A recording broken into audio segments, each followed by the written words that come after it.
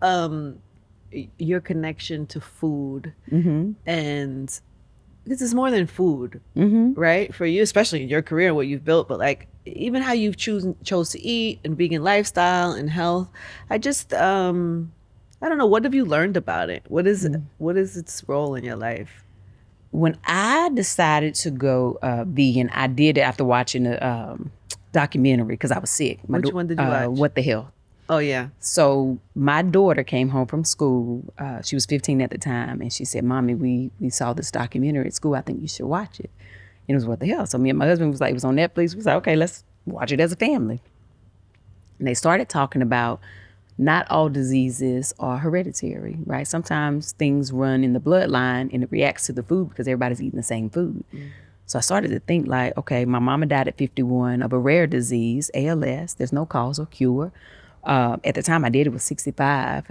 He's now 73 or just turned 74. He's the oldest man to ever live in our family at 73 years old. Wow. Right? And I thought... With similar reasons? Similar health reasons? They have massive heart attacks, strokes, all these, things that just happen and they die young. And so I just thought, well, I've tried every drug the doctor has offered. I even was getting like shots in my head. I was getting all kinds of stuff. I was a guinea pig, but I had not tried that. And so I was like, well, maybe I'll do a 30-day vegan challenge. And I asked my husband, like, can we do it together? And he was like, yeah, I'll do it with you. I was like, because what I have to lose? In the first 10 days of doing this challenge, that headache I had every day for a year and 7 months disappeared. Wow. And I was like, okay, I'm on to something, right? So I continued. Even after 30 days, I decided this is going to be my life. I don't know how it happened, but people started to see me different. They would be like, you seem like you just have this light. And I'd be like, I do. They were like, I don't know, your skin is glowing. I was like, well, maybe it's I'm eating plants, I'm drinking water, And I wasn't a bad eater before. I haven't had red meat or pork in over 30 years. Wow.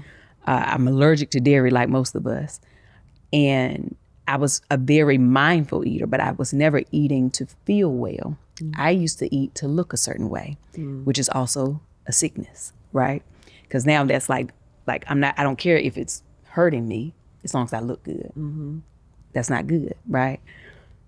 What I found in being vegan after healing myself, you start to read more and you start to, do different events that are vegan events, and you get invited and all these things. And then you start realizing like, oh, I start connecting the animal to the food. And I was like, I'll never be a person to make anybody feel bad for what they're doing, because I would be a hypocrite. Like, I'm the only vegan in my house, right? But I started to do this research about chickens, right? Chickens, because of the high demand for them, they're doing this mass producing of them. They're always in a constant state of panic. They're having panic attack after panic attack. Now, when I was sick and I had manic panic attacks, I ate chicken every day. And so I just started in prayer and writing down and researching. God was like, there's a saying, you are what you eat. And I was like, I was eating manic panic, fear, all the things that I had been feeling. This is my own journey for myself, my own feelings inside. And then I just was like, I also kept feeling like I'm going to die. I was eating death every day. Then I started to eat things that were alive, plants, and I started to feel more alive. And I don't know, my mind got more clear, right? But then I had more compassion. I always loved animals, but I never connected them to the plate. It just, because you go to the store, they ain't gonna show you. You go, you don't even get a chicken. There ain't gonna be no chicken sitting there looking at you. Like, it's just gonna be the meat, But I started to see it differently. You see them as animals now. Yeah, and I would go to sanctuaries and spend time with them. Even with the pigs, everybody says, pigs are these like filthy animals, right? They're so smart. They're the smartest animal. They will not use the bathroom where they eat. If they're the dirtiest animal, why do they do that? They say that because they roll in the mud to cool off. That's how they get their skin from getting burned, right? But they're also so amazing. You can take a farm pig, right? and put it into the wild, and it will grow hair and tusk to blend in to become wild. I said, say what now? I couldn't believe it. I said, How you do that? How you do that? Yeah. Talk about God's creation. Yeah. God said, I'm going to protect you so you can blend in over here. It just blew my mind. Cows are like big dogs. You were like, I can't eat that baby now. Right. Like, I mean, I won't eat it in no way, but I just was like, as I was learning, they're just, I mean, my dream is to, move back to the South, get me a whole bunch of land and get animals. But I really want a cow so I can raise it like a dog. So I can just show people, like, look at this. Right? They are so smart. They're playful. Like you see a young cat. Oh my God. Never knew this about a cow. Girl, look up cows playing. Okay. Baby, you can do fetch. They'll go get the ball, bring it back with it. It's mind blowing. I be telling my husband all the time, you gonna come home one day, there's gonna be a cow right here in this yard. I'm raising just like a dog, and they can't come in the house. And I got to draw the line somewhere because I don't know if you can train them to use the bathroom and stuff, and they get big. But they do have those little miniature ones in like other countries. I might get me one of them. But you should absolutely do it. That's my dream. One day I'm gonna have them. And so, how many years now have you been eating like that? 8 years. 8 years. Yeah. Wow. Yeah, 8 years. Whole life changed. It saved my life and changed my life. Yeah. I'm just so grateful. Your parents ever? My daddy went vegan. Oh. Him and my stepmom. Oh, he did. Okay. For 2 years. And I'm so grateful for the 2 years that when he did go. Right in the beginning, it was March 2018. He was like, we're gonna try it. And it was still new for me. In October, he had a stroke. And I had to fly home because they were like, oh, they found like this, leak on the brain, all this stuff. They're gonna have to do brain surgery. Like it was bad. Had to airlift him because I'm from a small town. So they had to airlift him on a helicopter to the next biggest city, to the hospital. So I get there. He's in intensive care. Scary. Now, mind you, I was talking to my daddy on the phone. I'm a daddy's girl. So me and my dad, we talk every day. He was at work. This is before he retired. He worked at the mill in the factory. And me and my dad, we have a thing that, we call each other every day. So when we answer the phone, if I call him and he'll say, I'll say, Bro Thomas, what's going on, man? And he'll be like, ain't nothing going on. What's going on, Tab? Like, we just do that.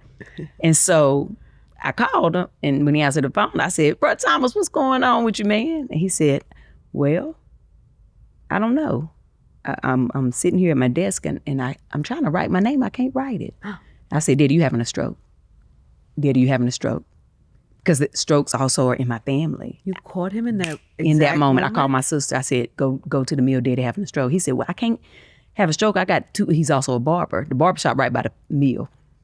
He said, I can't handle a stroke because I got 2 heads to cut today. I said, Daddy, you got to go to the hospital. You are having a stroke. So my sister, I call her. She's about 15 minutes away. She head down.